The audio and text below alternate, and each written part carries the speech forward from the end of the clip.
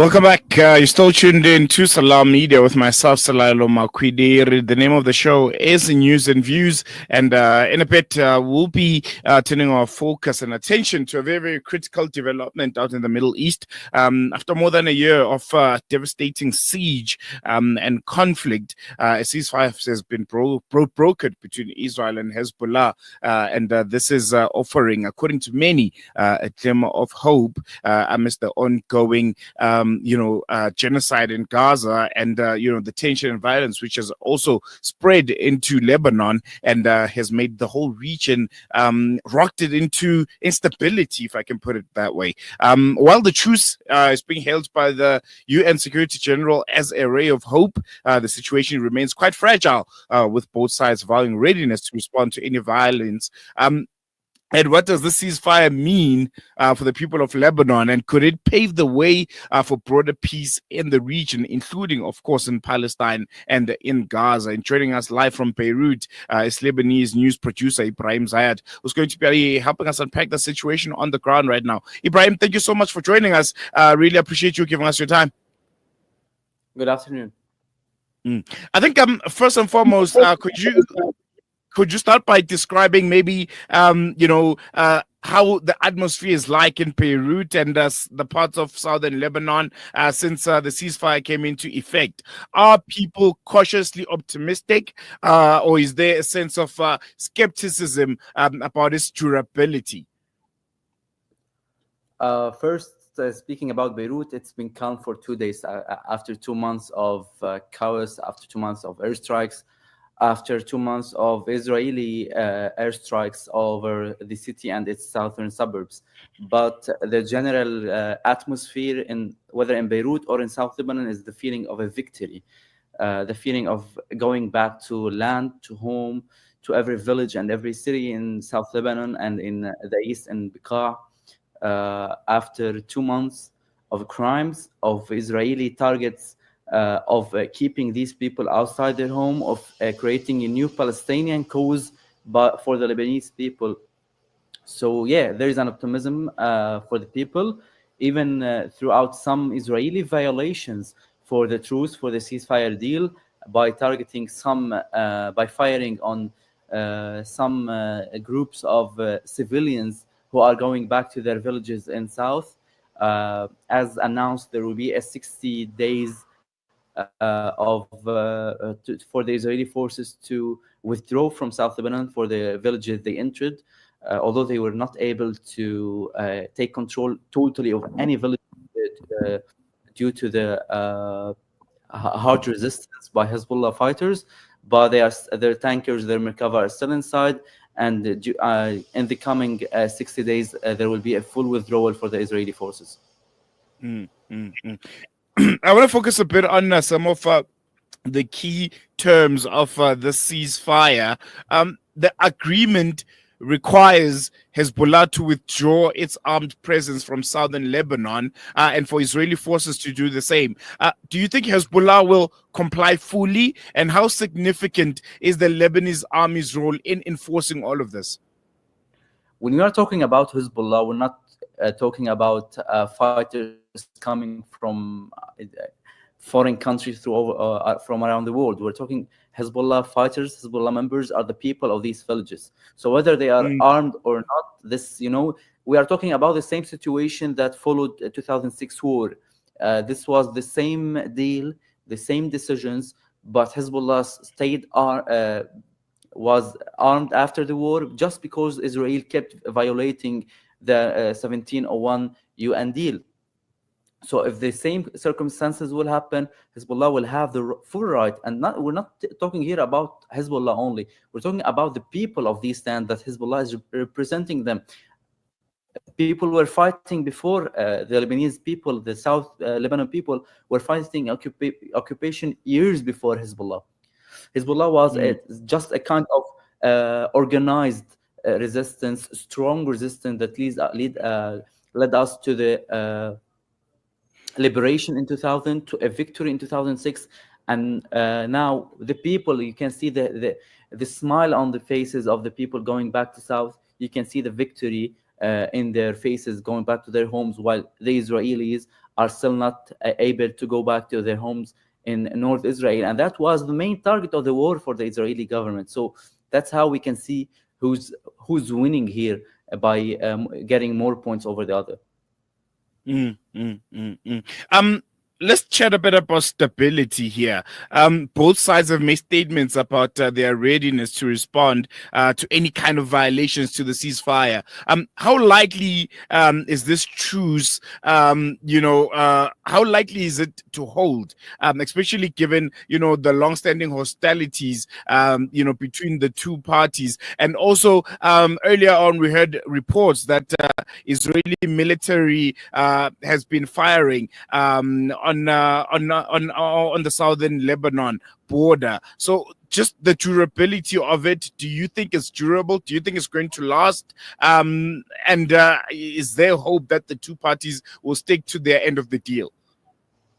I believe yes, because the main reason is that both parties really need it. Both parties were exhausted after more than 60 days of direct war, and more than a year. We're talking about 13 months of firing between both sides. So here, what we are seeing right now is a respecting of the deal between both sides. Actually, whether it's being respected by the Lebanese side, Israelis are doing some firing on people, on civilians. They are claiming that they are armed, but nothing proves this. And we are hearing about many hearings from the civilians about some missings. Israel announced yesterday capturing 4 Hezbollah members. But there's still a will from both sides, at least showed, to respect this truce, to respect this deal. A real, for now, even after 2006, there was, in 14 August 2006, there was a deal, but there was more violations over a month for this deal. So let's hope it will continue, and it shows like it will be continued. And do you have any kind of information on the news that broke earlier on, the fact that Israeli tanks fired on the southern Lebanon border? Do you have anything on that? The Israeli military also saying the ceasefire was breached. Anything you can tell us on that? Yes, these are here we're talking about the explaining of the details of this truce. Israelis still have the right to stay in or to withdraw gradually from South Lebanon, but we are still at the beginning, at the first days of this deal. So the existence of these soldiers, of these tankers in the on the sides of these villages is still it's normal for now. We are having some reports about attacking some civilians. For now, there is no casualties, thankfully, but some injuries.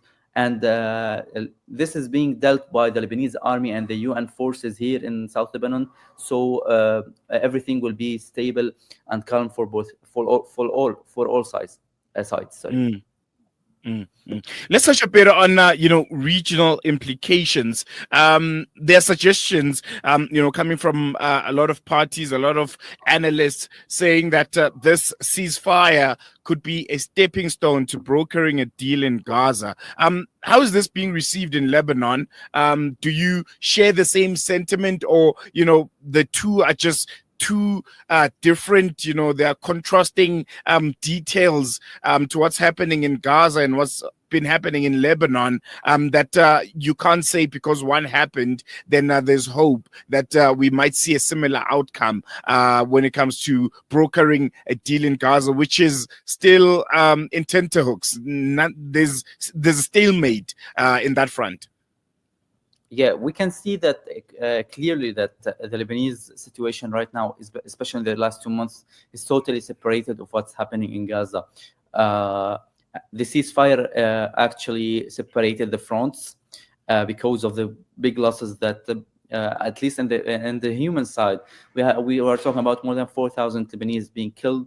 So there was a need for a real ceasefire in Lebanon. But the clues that we are seeing from sides From the Palestinian side, Hamas sources yesterday were talking about a willing for a ceasefire and that the ground is prepared for such deal. There are more pressures on the Israeli side. Even Israeli and U.S. reports were talking about that Netanyahu told the U.S. government or the White House that there is a need right now for a ceasefire with Lebanon, and this may prepare later for a ceasefire in Gaza. And we're not talking about much. We're talking about the next 40 days when Donald Trump will become in the office in U.S. And he was very clear about his willing to defend the Israeli right, support the Israeli right to defend itself, but at the same time stop the wars, stop selling arms to Israel and to the foreign world. We've seen a lot of damage, in the southern parts of Lebanon when it comes to infrastructure, and with the Lebanese government already facing economic turmoil.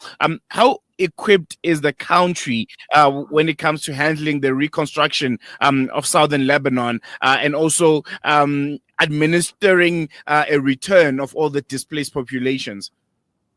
Yes, yesterday we started to see gradually the people are being back. So for the population, I think it's very easy, and in the belief of the people of South Lebanon that we will be back to our land, even if we will live in a tent. This one part. But we're talking about the reconstruction. Hezbollah was very clear about having a full plan about reconstructing that everything was damaged.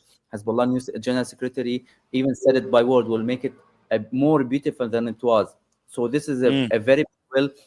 We are expecting in a few days that the groups on land for Hezbollah and for the government to start counting the damages, registering every family that was damaged, every home, and this will for sure this will need months and years based on the damage in every village. But we have a previous experience in 2006, and it ended successfully.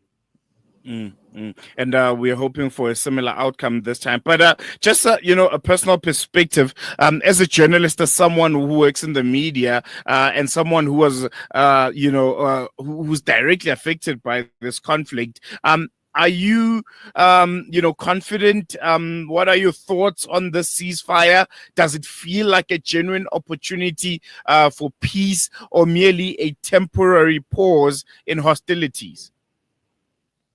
I think yes, there is a chance for at least on the armed side for the stop of hostilities. But for a full peace, I don't think there is a real Israeli will for a real peace. Lebanon has two occupied villages, Mazara Shub'a and Kfar Shuba. So we are talking here about a complicated case for a real peace. And these occupied lands will stay as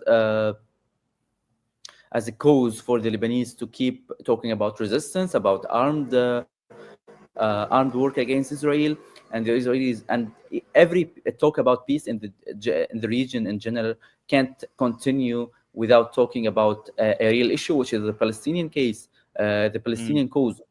As long as Israel is not willing to give the Palestinians their land, their right to have a state based on the two-state solution, there will not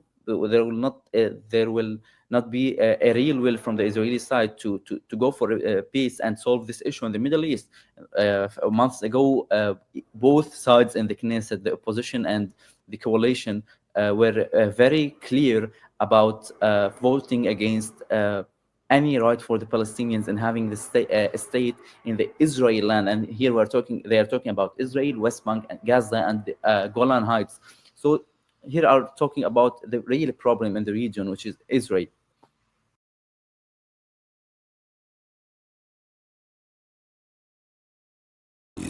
Joining hands, Salam Media.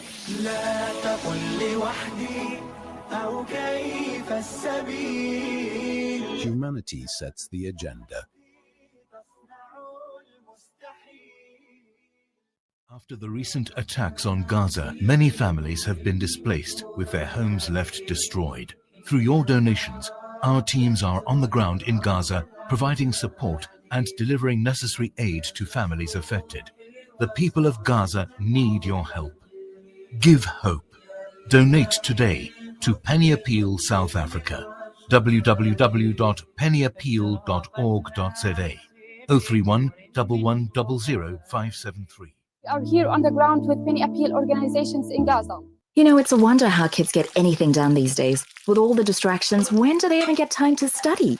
As a mother, all I can really do is make sure they have all they need to perform at their best. That's why I choose to include Sunfoil, triple refined pure sunflower oil with every meal I make. Naturally cholesterol-free and approved by the Heart and Stroke Foundation as part of a balanced eating plan. So whether I'm cooking, frying or baking, I know every dish will be a wholesome one. Sunfoil, now we're cooking. Africa.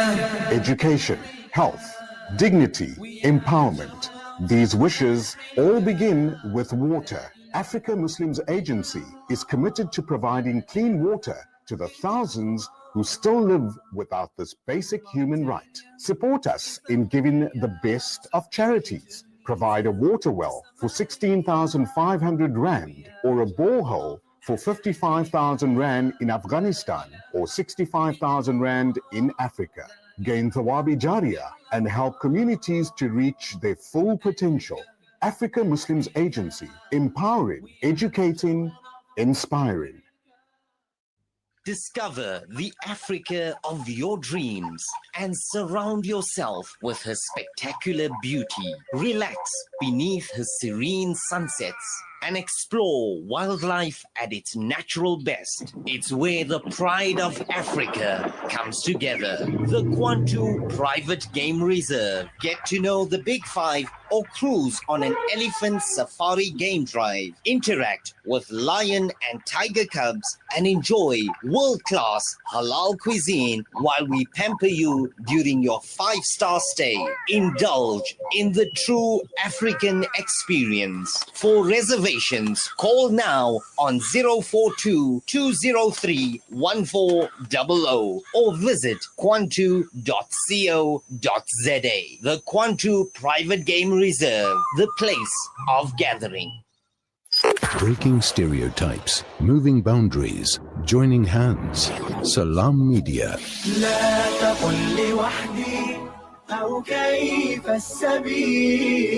Humanity sets the agenda.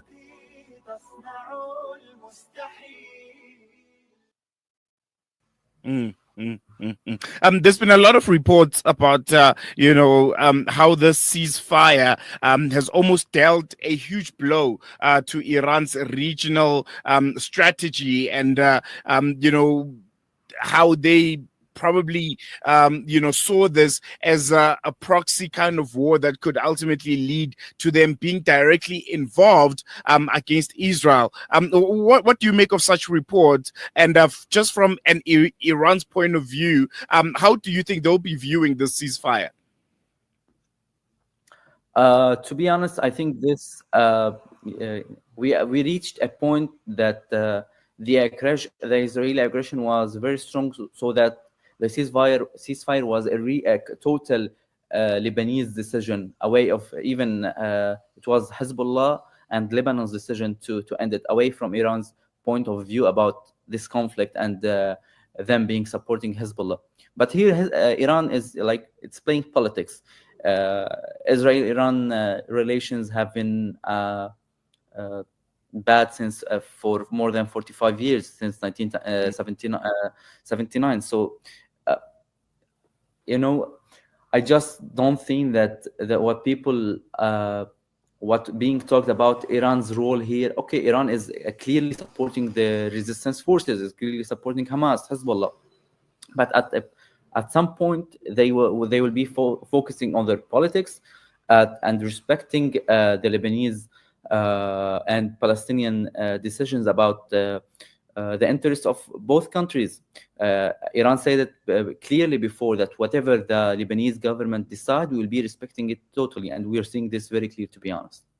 And I think we're going to leave it on that note, Ibrahim. Thank you so much for giving us your time. And I'm sure we'll be keeping up with you as the story develops and we see and watch from, the other side of the world if this ceasefire is durable and will last and hopefully a more long-term peaceful, strategy it will be implemented for the sake of the people of Lebanon. Thank you. Let's hope so. There we go. Inshallah. That was Ibrahim Zayat, Lebanese news producer, speaking to us live from Beirut about the recent ceasefire between Israel and Hezbollah. While the truce brings a much needed pause to the violence, the path to lasting peace remains uncertain, and with tensions still simmering and challenges ahead for both sides, we'll continue to monitor the situation closely, particularly its potential ripple effect on Gaza and the broader region. So stay tuned to News and Views on Salam Media as we bring you the latest updates and in-depth analysis on this evolving stories and others. We'll be with you after this short break.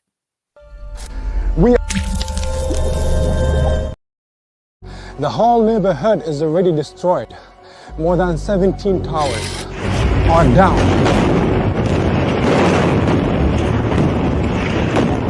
Here, as you can see, the firefighters trying their best to help. The people are still under the rubble.